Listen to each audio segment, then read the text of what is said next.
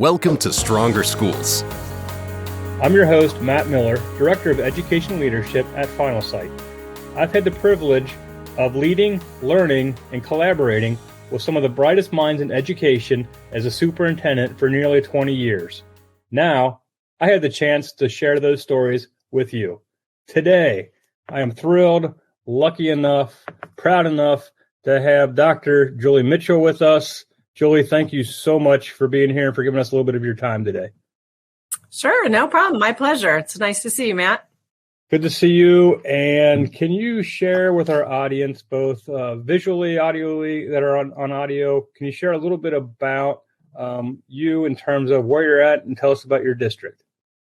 Sure, be happy to. So I am the proud superintendent of the Rowland Unified School District, which is located in Los Angeles County, California. So we're in Southern California. Los Angeles County has 80 school districts in it. Lots of folks are familiar with Los Angeles. If they're thinking schools, they're thinking LA Unified. So clearly that is one of the 80 that are in our county. But for Rowland Unified, we are in the further east in Los Angeles County, and we border Orange County and closer to Riverside County as well. So our district has 20 schools. We serve students TK through adult, and we serve a very diverse student population. So I'm very proud of the work that we do in the district and happy to share about it today. And how many students do you have altogether? We have 11,526 students. As of today? That was as of yesterday. So I can double check it, but it was as of yesterday.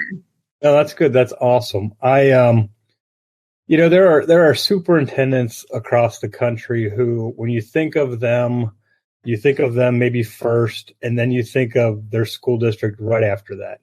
And the flip side is true too, where you might hear about a district, and as soon as you hear about a district, you'll say, oh, so-and-so is that superintendent.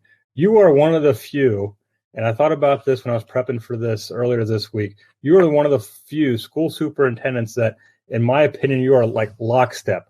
So you say Dr. Julie Mitchell or Julie Mitchell, and then you say Rowland Unified School District at the same time, in the same sentence, in the same breath. You are linked like that to your school district.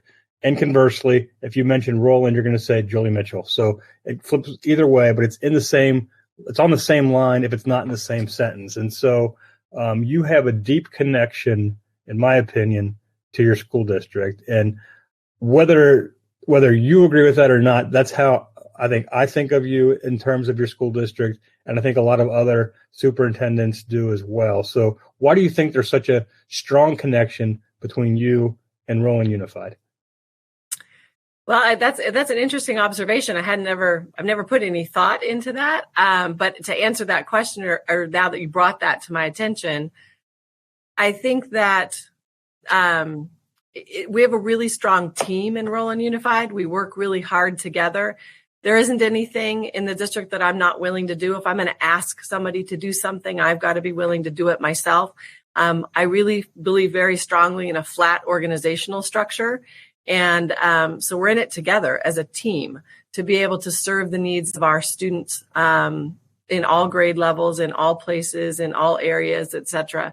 And so I'm actually very proud of the fact that you see those two pieces together because that's my goal. I'm here to serve our students. I'm here to serve our district. I'm here to work as a part of the team. Nothing's above me. Nothing's beneath me. We're all in it together. And so that's an interesting observation. I hadn't thought of it like that. And people say we're in it all together, but like you live and breathe it because I've seen it. And so I want to make sure that the audience who doesn't know you realizes that. And, when I was doing research for this podcast, I looked at your prior work history, so to speak. And what was your first job in education? My first job in education was as an instructional aide. So I worked as an instructional aide. I learned. I just want to make sure. All right. Yeah. Did you find that somewhere? You were able to Google that and find that somewhere? Say more about that. Yeah. So I when I was trying, kind of deciding on what my career path might be, I was interested in law and potentially being an attorney. And I was also very interested in education. And as I kind of debated and thought through those ideas, when you're trying to figure out who and what do I want to be when I grow up, sometimes still trying to figure that out. I knew that there was a strong desire to help other people and serve and so forth. But I also, when I weighed those two, I wasn't super interested in courtroom litigation and some of those things. And so I thought, I think education is really where it's at for me. And so I began working as an instructional aide. So I worked in a hotel for a long time, going through college, and then became an instructional aide working through a writing project. So I would go into classrooms at the middle school level, and I would teach students writing and the writing process. And so that became my area of expertise through teaching writing to students and middle school students. And some people go, "Oh my gosh, like they could have chosen any grade, and you choose middle school." Middle school is like my jam. Like I really resonate with middle school students. But that was my first classroom teaching experience, was as an instructional aide, and fell in love with it, knew that that's where I needed to be and what I needed to do. And when I was offered my first teaching position, I was offered the opportunity to be at a middle school in a K-8 school or teach at the high school level. I chose middle school. Nice. In a K-8 school and took off from there. That's awesome. I share that with you. That was my first job in education, as an instructional aide, not in middle school, but I applaud you for that. When we talk about sort of the qualities in terms of being a superintendent, first of all, you've been a superintendent at Rowland Unified since 2014? Correct. Yeah. Okay. So it's my 10th school year. And was this your first superintendency? Yes. Nice. Okay, great. And so that's your career path. That's where you've been. And what district did you come from before you started at Rowland? I was at Tustin Unified in Orange County. Okay, nice. And what was your last position there before you went to the Chief Personnel Officer. So like an assistant superintendent overseeing HR. And I worked in 2 districts as an assistant superintendent of HR for a total of 9 or 10 years. One was an all high school district, and then Tustin, I was there for 7 years which is a TK-12 district. How did you know, Julie, you wanted to be a superintendent? When you were in that role, what was the sort of deciding factor of, okay, I'm going to go do this?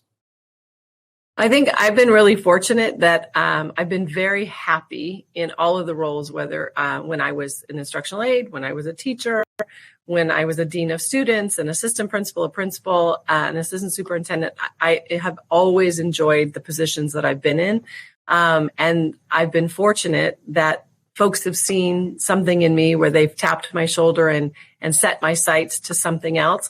When I was approached for the superintendency, I was very happy where I was, very content where I was, had a fabulous team that I worked with, great schools, great community, great leadership. And so what inspired me to take that leap is as I learned more and more about the Rowland Unified School District and where they were at that particular time and what they were looking for in a leader. You know, when there's a superintendent search, there's a profile that's kind of set out in terms of what they might be looking for, qualities and characteristics and so forth. And as I read that, I thought, I think that I can make a difference and a positive impact on the cities and schools and communities that Rowland Unified is a part of. And had some conversations and so forth and took the leap and was selected by the board for the position. And I'm sure that's something that they are proud of and that they tout, especially since you've had such a long tenure at Rowland. And so I know that they're lucky to have you. When I talk to other educators and superintendents about, what are the top 3 things about Julie Mitchell, and you might be a little bit hesitant to hear what those things are, but there were 3 things that sort of rose to the top when I talked to your colleagues about you and about the superintendency. The first one was being a leader, which I don't think anybody would doubt or have any qualms about. The second one was and you kind of alluded to this in the beginning, but your ability to collaborate. And within your organization and externally with, other ed leaders, other government entities or agencies. And that probably goes back to the comment that you made towards the top about you run a flat organization. I think that was what you said. Can you say a little bit more about that?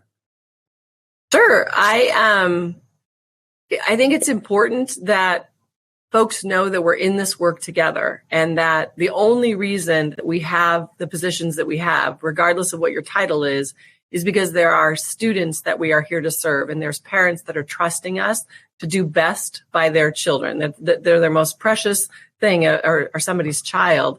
And so they send their children to us to do our very best. And we're all in this work together. And so one of the things that I pride myself on is being in our schools with our students, with our staff. The game is not played, if you will, in my office. So yes, I'm sitting in my office today. You and I are having a conversation. But there's work that needs to be done in an office, of course, but the real work happens in our schools, with our staff, in our classrooms, with our students, engaging with our families, engaging with our community, and so forth. So it's pretty uncommon that you find me in my office. I spend 2 days a week in schools, in classrooms, with students, with staff, and not just observing, being of assistance, trying to support. But it also helps me make decisions when we're making decisions about facilities, curriculum, whatever it is that we're looking at, that we're making decisions. I know our campuses. I know our staff. I know I don't do their work on a daily basis, and I don't profess to be anywhere near as talented as they are to do the work that they do every day. But I have an awareness of what's happening across our district. And I also want to make sure that folks know that I'm accessible. And so if the ability to have a conversation with me, or to text, or to call, or to send an email, if I can save somebody an hour of or more of trying to research or solve something, and I can help them with that process, then reach out. Let's all work together to be able to do the work together, so that we can be stronger together as a team. Team is something that's incredibly important to me, and building a team and empowering a team, and allowing the team to do their best work. So, there's lots of times and lots of places where I just need to get out of the way and make sure that they can do their best work. My job is to clear the path so that they can do their best work and serve students in their best way. So that's why I say it's real flat. You'll see me, I'm out on the football field, love to go to our students' activities, their plays, their music,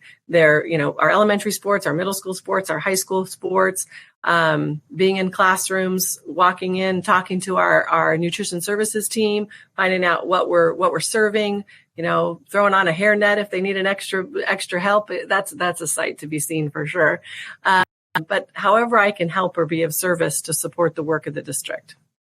So yesterday I was out on a bus, not driving it. Although I have had my bus driver's license. I did drive a bus for a little while. Wow, you were one of the few that do that. Congrats. Did you? But while I was teaching, I worked also for the YMCA and ran their before and after school programs and their summer youth programs. And so I had to get my driver's license to be able to drive the bus for their summer youth programs, because I don't know what my title was, but whatever it was. So I did drive a bus for a while, but I did not keep that driver's license. That one you let your CDL expire? Yeah, I did. I have a driver's license, but not to drive a bus. All right. But yesterday, part of what's also really important to me is growing our own and allowing folks within the organization to take risks, to try things in a way, in a place that is safe to do so. That I don't expect everybody to know everything all the time, and I do expect people to take risks. I do expect people to try new things. Those experiences aren't just for students; those are for adults as well. And so we have a leadership academy. And yesterday was the first day of this new cohort for the 23-24 school year for folks that are interested in kind of exploring and seeing what different leadership positions might be like in the district. And so one thing that's really important to me is that our staff knows the community that they serve in. And what I talked to this group about yesterday was, if you've been in your school or your position for a long time, you typically have a single route that you drive to work and a same route that you drive home. And you may not notice or see the changes that have happened over the years within the community. So we took about an hour and 45-minute bus ride as I narrated it by our schools and through our communities, sharing with them about our schools and about our communities and the students that we serve and what their living conditions are and their home conditions and how we provide for them and how we serve them, and all sorts from food insecurities, to advanced placement classes, to, providing, medical services and mental health services and so forth. So allowing them to see the broad level of work that happens across the district, but then also seeing where our kids spend their time when they're not in school. So I was on a bus. We're having a great time. There are a lot of people, I think, that don't know everything that happens in a school district. You just rattled off a lot of things that all impact education, but a lot of people outside of the education field probably have no idea that the things that you do and that you're responsible for, when you talk about feeding kids and you're talking about getting kids jobs and you're talking about creating opportunities to give them that sort of that wide spectrum. But so a lot of that resonated with me. One of the lines that really resonated with me that you said was, the game is not played in my office. Mm-hmm. And I love that. And I'm going to remember that. And we should probably put that as a subheading on this podcast. And you eloquated it very well and about what you do, about being on that bus and doing all the things.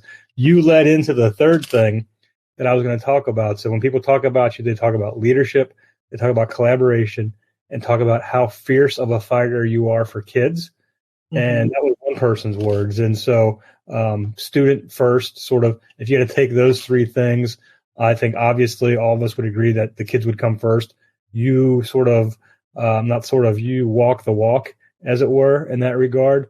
Tell me about some of the things that you've done. Don't be modest about your how you fiercely fight for kids. That's sort of my words, but I'm hearing it from others.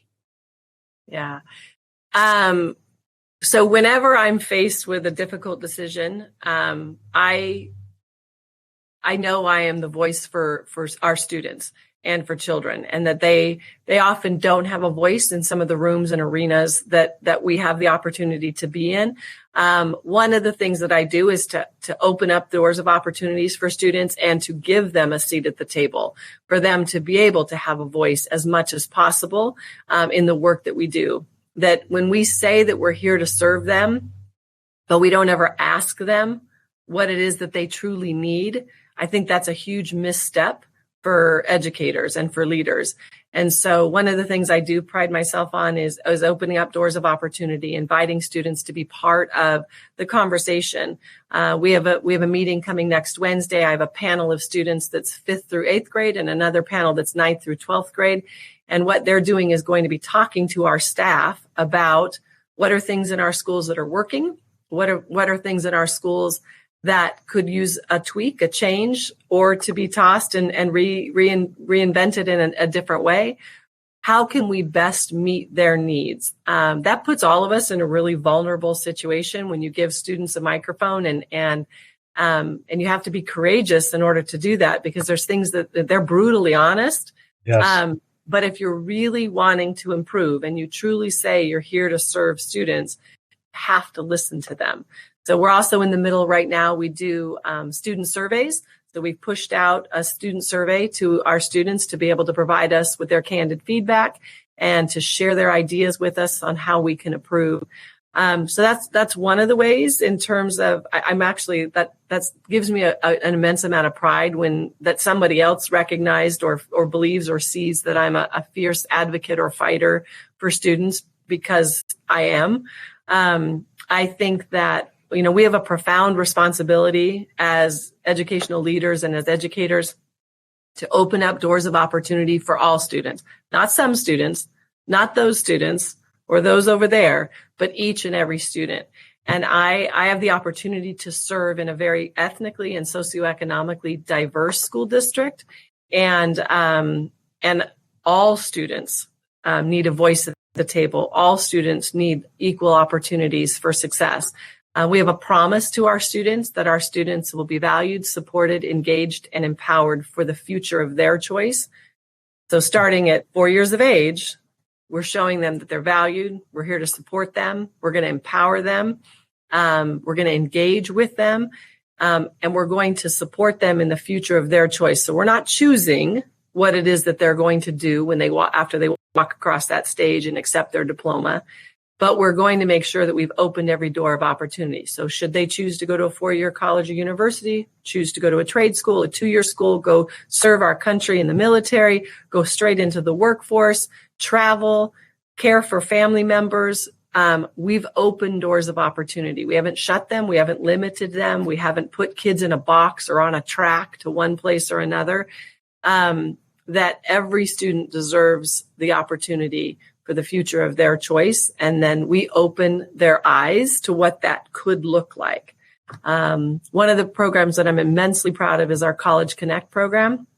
We take and work very closely with our McKinney-Vento homeless student population. We started this program 5 years ago with 25 students that were seniors in high school, and we walk them through the full college experience, making sure that they see and realize that college is a reality for them if that's part of what they would like to do. And we sit with them one-on-one and we help them with their applications, their essays, their scholarships, their financial aid. We talk to them about different colleges and universities. And in that first cohort 5 years ago, we had 100% acceptance and 100% retention. And those students graduated from college this past May and June. Awesome. And now it's grown every year. We have a little over 200 students that we're working with now. But that is a true labor of love. I have a real small team. Nobody has that as their position. So it's a small team, and we meet with students in the evening. So last Tuesday and tonight, I'll be back working with that group of students tonight. We serve them dinner. We work with them. We sit side by side, helping them with their applications, helping them with that process, helping make sure that they see college as a reality. But then when they graduate with us and from high school, we don't let go, because we know that there's a lot out there for them, and that's a big change in environment and culture and so forth. And so we have a support network for them all the way through until they graduate from college. Because we do a lot within our community with helping with home and housing insecurity, food insecurity, school supplies, backpacks, shoes, clothing, etc. But we know that some of this work is truly going to break the cycles of poverty and give students and their family opportunities to change the trajectory of not only our students' lives, but the lives of their families. So just a couple. That's like so much of what you said is not on the state test, is never going to be on a grade card, but is so more important than those two things. So and you just alluded to it, how do you engage with the parents of the kids that you were just talking about, and how are they part of the process as well? We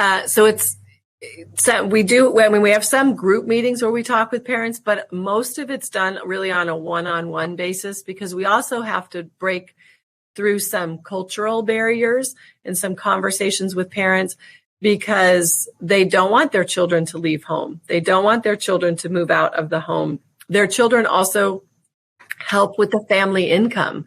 And so they may have a part-time job. They may have a full-time job. They may help, they add to the family income.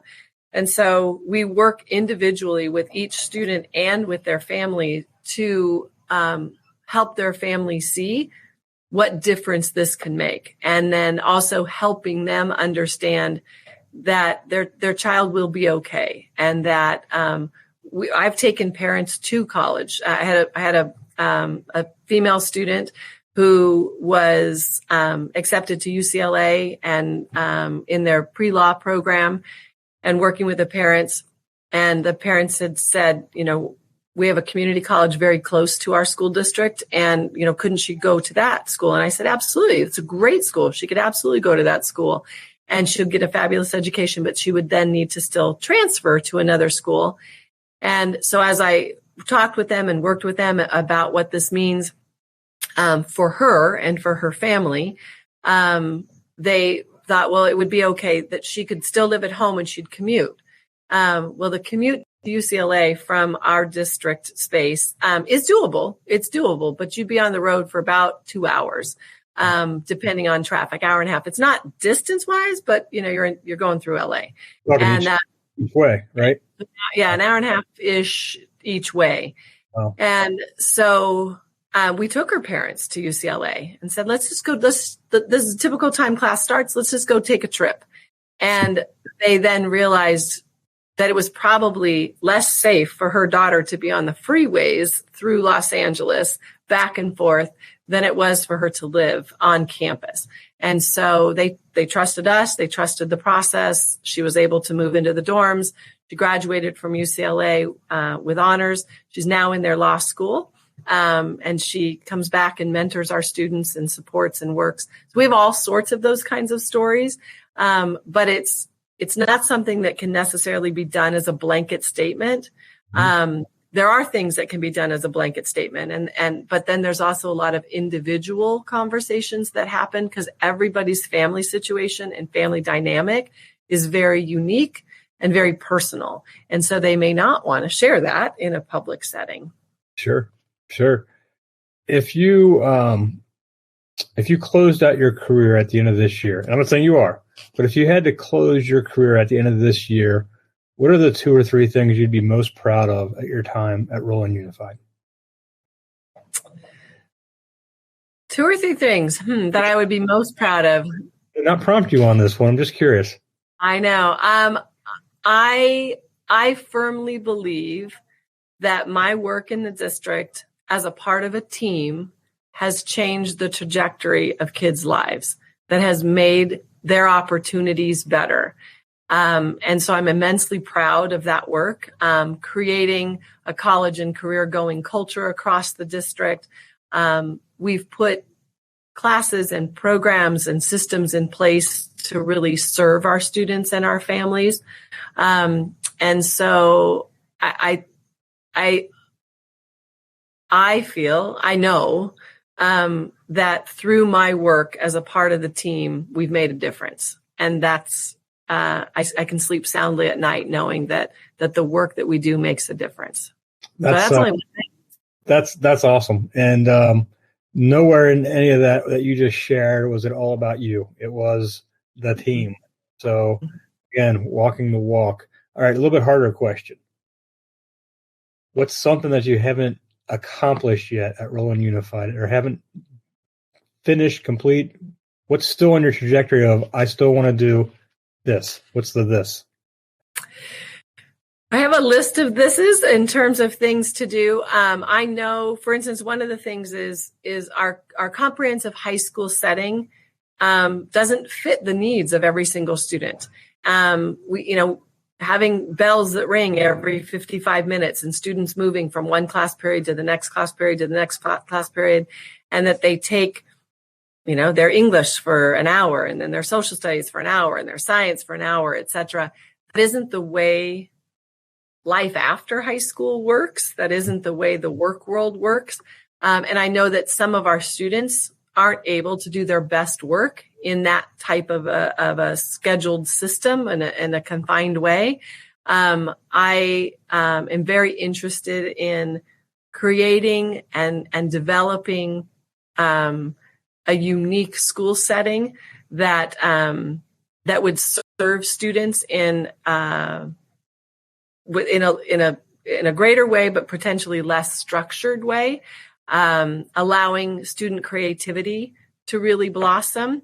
I think sometimes it's concerning for me that we take students from our comprehensive high school setting and straight into the workforce or straight into college, where there isn't the structure that we've built for them. And we wonder why they flounder a little bit, or why does it take them a little bit to find their wings and fly? And is there something different we could do to on-ramp that experience for them a little bit differently? Some of our structures are a little bit dated, I'm being kind, a little dated and archaic. So that's a wish, a dream, a hope, that I would like to be able to see and fulfill. There's so many opportunities for students. And so some of it is fitting that into the structures that we have. And sometimes our structure presents more challenges than it does present opportunities. So how do we change our structure so that opportunities abound and challenges diminish? Yeah, well said. And I think that's something that I can tell you're always going to be working on, right? It's not one of those things that's going to be finished. You want to make it better than what it is today. And I totally get that about you. If you had a family moving into your school district tomorrow, and they asked you, what's your communication style as the leader of the school district where I'm going to send my son or daughter, what would your answer be? I'm accessible. I'm available. I'm approachable. That I'm a mom also. So I have 3 children. I'm immensely proud of my kids. And so I live it on the side of being a parent and being an educator. I met with our Superintendent Parent Advisory Council meeting was also yesterday, first one for this school year. So introducing myself as the superintendent, but then also as a mom, and being able to relate to the parenting side of it and what homework looks like during the weekday. And when you're trying to get to soccer practices or this or that or whatever is happening within your family structure. And so if a brand new parent comes and approaches me, which happens pretty regularly because I'm out and about quite a bit, is just welcoming them to the district, letting them know that we are here to serve their child and to serve them, and to work with them, that it really has to be a partnership. It's not, you just leave us alone, the school's going to work over here independently, and then we'll send them home after school and you can parent. But it really has to be a partnership between the school, the student, and the parent. And all of us working together to be able to, and communicating openly. And so as a superintendent, I'm approachable. Parents contact me, they email me, they call me. There is obviously the expectation that you solve a problem at the most local level. So if there's a concern with a teacher, you have to have that conversation with the teacher first. You have to have that conversation with the principal first, et cetera. But I direct them back and let them know if it's not able to be resolved, then by all means, I'll be happy to have the conversation. But we have a courtesy that you try to solve the problem at the most local level. Love that. That's awesome. All right. Couple off the grid questions. Ready? Okay, here we go. First album you ever bought with your own money, or record or CD? I don't want to date you. I'm just trying to, which, could have been an 8-track for that matter. Sheesh. I'm not sure what the first one was I bought. I remember the first concert I went to was the Cars. Question. Who was it? The Cars. Cars. Nice. That's a good one. It was the Cars. That was the first concert that I went to. But I can't remember what the first record I bought. I don't remember. All right. Well, maybe that's that we can catch up with you on that one in part 2 of the podcast down the road. Okay, that's fair. Awesome. All right. Well, Dr. Julie Mitchell, thank you so much for being on the Superintendent edition of the Stronger Schools podcast. We have enjoyed it tremendously. I owe you big time. Thank you so much for sharing about you and about Rowland Unified. Perfect. Thanks. I appreciate it, Matt. Thanks for having me. It was my pleasure. Absolutely. Thank you so much.